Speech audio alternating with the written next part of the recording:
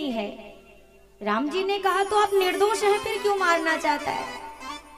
सुग्रीव ने कहा अरे वो हुआ क्या, मुझे लगा मायावी से जब युद्ध हो रहा है तो मुझे लगा कि शायद बाली की गुफा के अंदर मृत्यु हो गई, तो मैंने गुफा का द्वार बंद किया।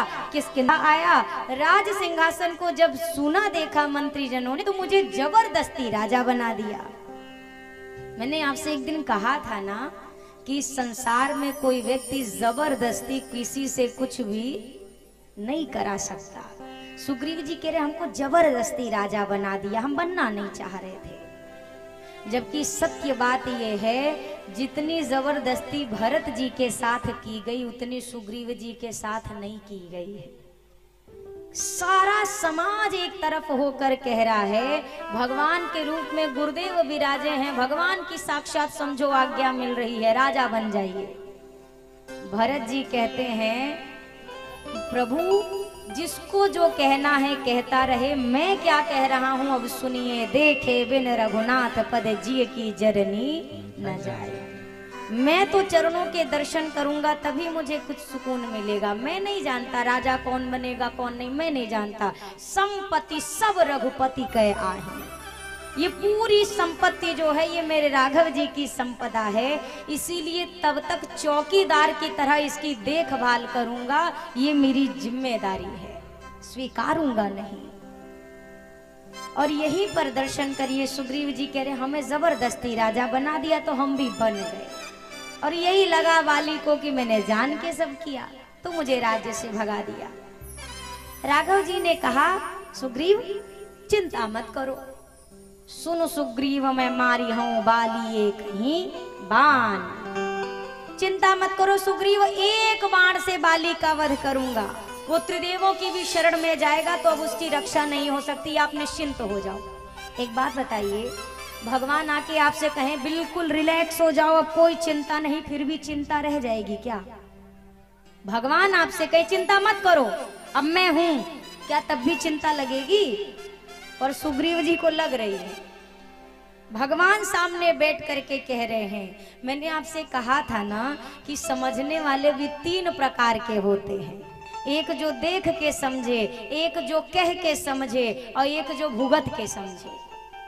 सुग्रीव जी को भगवान कह रहे हैं आप चिंता मत करो, और सुग्रीव जी को लग रहा है अरे कह तो रहे हैं, कर पाएंगे कि नहीं कर पाएंगे पता नहीं। क्यों? बाली महाबल, बहुत बलशाली है, महाबलशाली है, पता नहीं भगवान बाली को मार पाएंगे। इसको भगवान पे डाउट है, इसको भगवान के बल पर शंका नहीं है। सुग्रीव को भगवान से कह रहे बहुत बलशाली है वो। इनडायरेक्टली ये भगवान से कह रहा है कि कोई एक मुझे ट्रायल दिखाओ, कोई एक आप मुझे नजारा दिखाकर पहले प्रमाण दो, मार पाओगे कि नहीं मार पाओगे तो यकीन होगा। नहीं मैं निश्चिंत बैठा रहूं आपसे ना हो तो, अब वो मुझे ही मार के चला जाए फिर, तो पहले आप मुझे प्रमाण दो कि आप मार पाओगे उस बाली को कि नहीं। भगवान ने परीक्षा दी है सुग्रीव को। 7 दिशाओं में चारों तरफ 7 ताड़ के वृक्ष थे, एक बाण से बिनु प्रयास रघुनाथ ढहाए। एक बाण से 7 दिशाओं के वृक्ष को जब गिराया, अब लग रहा है सुग्रीव को नहीं नहीं बल तो है, मार सकते हैं। अब इसको लगा, सुग्रीव जी को लग रहा है कि हाँ मार तो सकते हैं, इनको यकीन है। तो अब क्या कह रहे हैं? ठाकुर जी ने कहा तो सुग्रीव विश्वास हो गया ना, मैं आपके शत्रु का वध कर सकता हूँ। सुग्रीव जी ने कहा शत्रु? कौन शत्रु प्रभु? बोला रे 5 मिनट पहले जिसकी कथा बाँच रहे थे आप इतनी बड़ी बड़ी। बोला सरकार इस संसार में ना तो कोई शत्रु है ना तो कोई मित्र है, 4 दिन का जीवन है, अब तो यही कृपा करो रघुनंदन, अब प्रभु कृपा करो यही भांति, सब तजी भजन करो दिन राति। कृपा कर दो बस आपका भजन करूं सब छोड़ के। भगवान ने कहा ये भजन का ये वैराग्य नहीं है, ये झटका है, ये वैराग्य नहीं है, ये झटका है। और झटका जैसे आया है वैसे झटके में चला भी जाएगा, ये टिकने वाला वैराग्य नहीं है। जैसे आप लोग या कभी भी कहीं भी जब तक सामने श्रोता कथा में बैठी रहती है तब तक कथा से ज्यादा सच्चा उसे कुछ नहीं लगता है। लगता है क्या? और जैसे घरवा में पहुंचते कहते हैं अरे इन लोग का तो काम ही है प्रपंच करना, घर की जिम्मेदारी थोड़ी छोड़ देंगे। अब दुनिया से ज्यादा सच्चा कुछ नहीं है। कथा सुनत मुर्दा जलत, होत विराग तुरंत, देर भी नहीं तुरंत। और यही प्रीत जो बनी रहे तो मिल जाए भगवान। आदमी 2 बार बहुत तेज जागता है, इतनी तेज जागता है लगता है जिंदगी में दोबारा ये सोएगा नहीं। एक बार कथा सुनते समय और दूसरी बार स्मशान घाट में जब किसी को फूंकते हुए देखता है तब। अगर शव जल रही है, सामने चिता जल रही है, तो घाट पर बैठा हुआ हर एक व्यक्ति उस समय परम ज्ञानी है, क्योंकि उसका सारा ज्ञान जग चुका है। अब ये कभी सोएगा नहीं इसका ज्ञान। जिंदगी भैया 4 दिन की, वास्तव में जिंदगी का कोनो ठिकाना।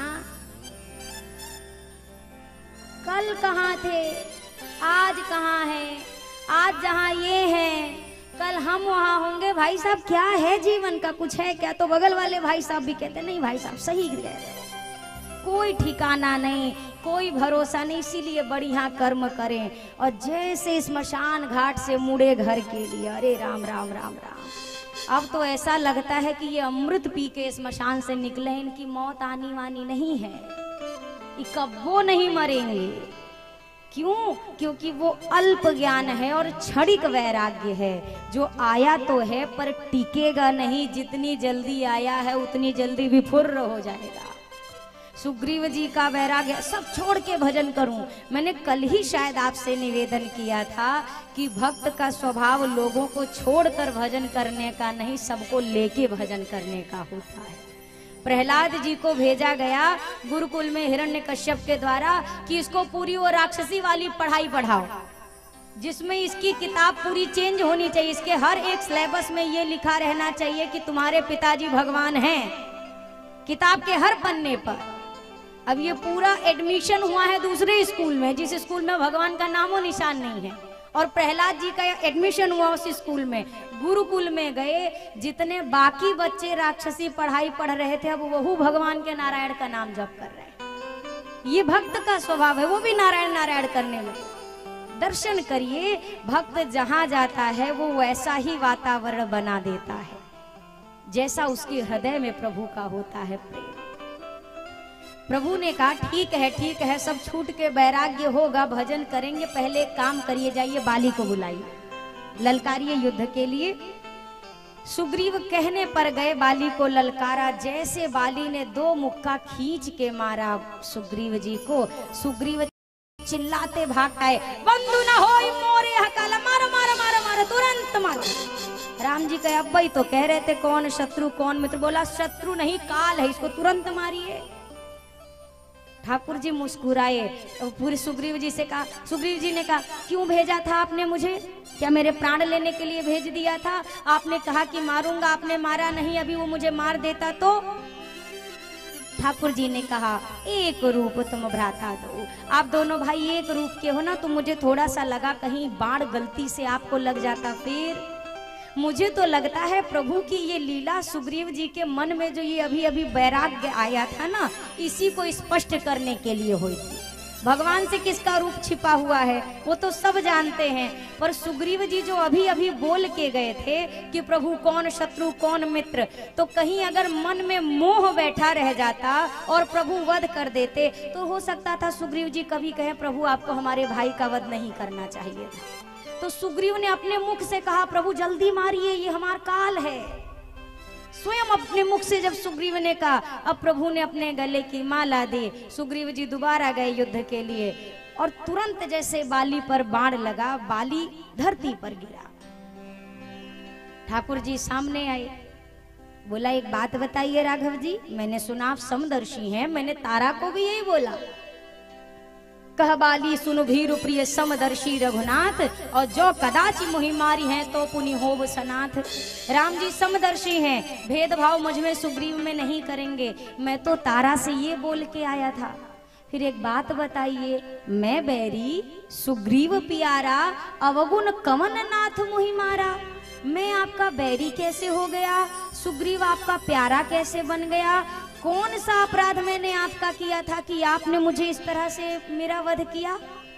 अब राम जी से प्रश्न जब बाली ने किया तो ठाकुर जी ने कहा, नहीं, तुम्हारा अपराध है, तुमने अपने भाई की वधू पर तुमने कुदृष्टि डाली, ये अपराध है, बहुत बड़ा अपराध है। वो तुम्हारी पुत्री के समान है और तुमने उस पर कुदृष्टि डाली, इसका दंड मैंने तुमको दिया है। बाली ने तर्क रखा। बाली ने कहा, सरकार, जिस नियमावली की बातें आप कर रहे हैं, ये नियम मनुष्यों के लिए बनाए गए हैं, हम वानर हैं, हमारे लिए मनुष्यों के नियम नहीं लागू होते हैं। हम क्या जाने ये रीति रिवाज परंपरा, ये तो मनुष्यों के लिए हैं। आपने क्यों दंड दिया मुझे? ठाकुर जी ने दूसरा तर्क रखा, अपनी पत्नी की बातों पर तुमने ध्यान नहीं दिया, तारा ने कितना समझाया, ज्ञान की बातों को तुमने सुना नहीं, इसका दंड दिया। बोला, सरकार, फिर से मेरा वही तर्क है, विवाद हम दो भाई के बीच का था, आपने मुझे क्यों मारा।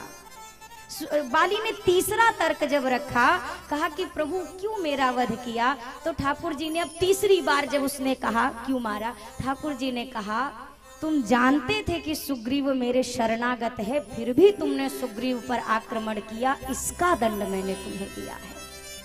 तुम जान रहे हो कि ये मेरी शरण में है और इसकी रक्षा का दायित्व अब मैंने लिया है, फिर भी तुमने इससे बैर किया, मैंने इसका दंड दिया। अंत में लेकिन ठाकुर जी को कहीं ना कहीं लग रहा है, हाँ, बाली ने मेरे प्रति निजी कोई अपराध नहीं किया है, निजी अपराध राम जी के प्रति बाली का कोई नहीं है। तो ठाकुर जी बाली से कहते भी हैं आगे, कहते हैं, सुनो बाली, तुम प्राण रखो, अभी तुम जीवित रहो। बाली ने कहा, सरकार, अंत में राम के नाम को लोग नहीं पा सकते, मैंने राम को पा लिया, और क्या चाहिए, अब कुछ नहीं चाहिए। पर हाँ, मुझे आपसे और कुछ नहीं चाहिए प्रभु, पर एक निवेदन है मेरा आपके चरणों में, कुछ देना चाहता हूँ आपको, लेना नहीं चाहता, कुछ देना चाहता हूँ। क्या देना चाहते हो? उस समय बाली ने कहा, यह तनय मम सम विनय बल कल्याण प्रद प्रभु लीजिए, गही बाह सुर नर नाह आपन दास अंगद कीजिए। प्रभु, ये मेरा पुत्र अंगद है, मैं आपकी सेवा ना कर सका अपने विषयों के वश हो करके, पर मेरा ये पुत्र बल में, हर चीज में मेरे ही समान है, आप इसको स्वीकार करो। तो राघव जी से कहा आगे बाली ने, एक कृपा करना सरकार, अंगद इधर आओ। अंगद ने कहा, प्रभु मैं चरण पकड़ूं राघव जी के, आप यही चाहते हैं? बोला, नहीं नहीं, तुम मत पकड़ो। राम जी से कहा, सरकार आप इसका हाथ पकड़ लीजिए। अंगद ने कहा, फर्क क्या है? बोला, फर्क ये है, राम जी अगर तुम्हें पकड़ लेंगे तो मैं निश्चिंत रहूंगा कि इन्होंने जिसको पकड़ लिया वो जिंदगी में कभी इनके हाथ से छूटने वाला नहीं है। तुम अगर पकड़ोगे अंगद, तो कहीं ना कहीं मेरे मन में हो सकता है, क्या जाने अंगद भगवान की शरण को पकड़ के रखेगा नहीं रखेगा, मेरे मन में शंका उठ सकती है। पर अगर भगवान ने तुम्हें पकड़ लिया अंगद, तो मेरे सारे संशय का नाश हो जाएगा। कहकर बाली ने प्राण तजे हैं। सुग्रीव को किष्किंधा का राजा बनाया गया, अंगद जी युवराज बने। अब यही है जीव की दशा जो आज सुग्रीव जी के साथ हुआ। क्या? सुग्रीव जी राजा बने, समय कितना बीत गया? 4 महीने। कितने?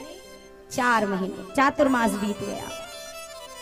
भगवान प्रवर्षण पर्वत पर हैं, ये चातुर्मास बीत गया है और भगवान के पास एक बार भी सुग्रीव ने पलट कर नहीं देखा जब से राजा बना। उन्हीं विषयों में, उन्हीं सुख में, राज सुख में लिप्त बैठा रहा। एक बार भगवान का कार्य भी मुझे करना है, ये उसको होश भी उनको नहीं है। सुग्रीव जी को भूल गए भगवान का काम। वही काम तो हम भी करते हैं ना। जीवन में सुख जैसे आता है, हम भी तो भगवान को ही सबसे पहले भूलते हैं। फिर क्या होता है? फिर दुख की जब एक ठोकर लगती है तो फिर भगवान आता है। भगवान ने 4 महीने इंतजार किया। सुग्रीव जी को याद भी नहीं कि मैंने भी तो वचन दिया है, आप मेरा कार्य कर दो प्रभु, मैं आपकी सहायता करूंगा। अंत में प्रभु को रोष हुआ। राघव जी ने कहा, लक्ष्मण मेरा धनुष बाण लेके आओ। जिस बाण से मैंने बाली का वध किया है उसी बाण से अब मैं सुग्रीव का भी वध करूंगा। लक्ष्मण भैया तत्काल लेकर हाजिर। बोला, लीजिए जाइए मार दीजिए। अब राम जी ने कहा, इतनी जल्दी ले आए? राम जी ने कहा, आज नहीं बोला है मैंने, ते ही सरहतों मूढ़ में काली, ते ही सरहतों मूढ़ कहाँ काली, मैं कल मारूंगा, आज नहीं। क्यों आज क्यों नहीं? बोला, नहीं नहीं आज नहीं, मैं कल मारूंगा सुग्रीव को। आप एक बात बताओ, किसी पर रोष होता है तो आप क्या ऐसा हम विचार करते हैं कि कल जाएंगे लड़ाई करने? कोई सोचता है क्या कल जाएंगे? कोई नहीं विचार करता। ये राम जी का जीवन दर्शन है जो संकेत कर रहा है कि इन चीजों से जितने दिन तक बच सको, जितना बच सको बचने का प्रयास करो। राघव जी कह रहे, मैं कल वध करने की बात मैंने कही, लक्ष्मण आज की बात नहीं की। लक्ष्मण जी ने कहा, तो आप कल जाना, पर हम तो आज ही जाएंगे, अब ही जाएंगे। अभी जाता हूँ, सुग्रीव को बताता हूँ। राम जी ने कहा, बताना नहीं है, आपका बताना बहुत खतरनाक होता है, बताना नहीं, समझा के आ जाइए। क्यों? क्योंकि तात सखा सुग्रीव, मेरे सखा हैं, आप जाइए समझा के आ जाइए। अब लक्ष्मण जी गए। जैसे ही लक्ष्मण जी के रोष को देखा, वो भी लक्ष्मण जी का रोष है। सुग्रीव कांपते कांपते आए, क्षमा क्षमा प्रभु, भूल हो गई लक्ष्मण भैया, मैं तो भूल गया। और राम जी के पास आया सुग्रीव ने, राम जी पे ही सारा कुछ दोष डाल दिया। राम जी से कहने लगा, प्रभु मेरी गलती थोड़ी ना है, आपकी माया ने भुलवा दिया। ले, हम तो मूढ़ हैं, अज्ञानी हैं, आपकी माया ने भुलवा दिया। राम जी भी मुस्कुराए, यही तो सब करते हैं, हम भी तो यही करते हैं। भगवान ऐसे तो परम ज्ञानी है, परम ज्ञानी, और जरा सा कोई बात बिगड़ जाते ऐसे, हम तो मूर्ख आदमी है, परमात्मा तुम तो ज्ञानी हो, तुम सब जानते हो। यही ज्ञान अगर कुछ दिन पहले खुल जाए तो फिर काहे को ये रोने की नौबत आएगी।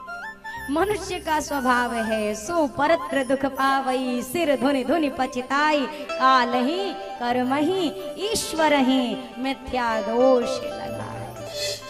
भगवान पे किसी चीज का आरोप मढ़ना कितना बढ़िया लगता है। आदमी को लगता है ना, सामने अगर किसी इंसान पे दोष डालूंगा तो सामने वाला तो अपनी सफाई पेश करने के लिए है ही मौजूद, भगवान तो आएंगे नहीं। तो सारा बीड़ा भगवान के ऊपर डाल के छुट्टी पालो, जो बिगाड़ा भगवान ने बिगाड़ा। अब हमने क्या किया है सब ठाकुर जी जानते, सब ठाकुर जी की कृपा। अगर ये बात है तो अच्छी चीजों का बीड़ा भी ठाकुर जी के ऊपर ही डालिए ना। बढ़िया बढ़िया काम आप करते हैं तो क्या सारा खराब काम ही खाली भगवान करते हैं?